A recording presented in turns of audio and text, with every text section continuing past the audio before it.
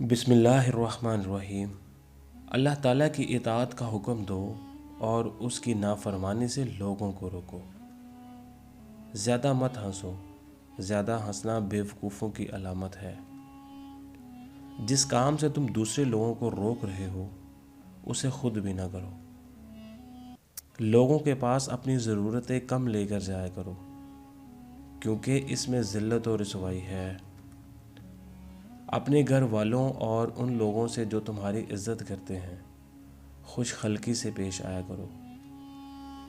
جو شخص اس لیے مظلوم کے ساتھ چلتا ہے کہ وہ اسے اس کا حق دلوائے، اسے اللہ تعالیٰ اس دن ثابت قدم رکھے جس دن قدم پھسلیں گے۔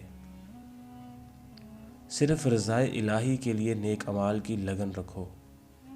جب رضائے الہی کے لیے کوئی کام کرو تو اسے بہتر انداز میں کرو۔ ناپسندیدہ باتوں سے چشم پوشی اختیار کرو اور بردباری سے کام لو۔ اللہ کی اطاعت میں اگر لوگوں کی نافرمانی ہو جائے تو کوئی بات نہیں، لیکن لوگوں کی اطاعت میں اللہ تعالیٰ کی نافرمانی ہرگز نہیں ہونی چاہیے۔ اگر چاہتے ہو کہ اللہ تعالیٰ تم سے خوش رہے تو یہ 3 کام کر لو۔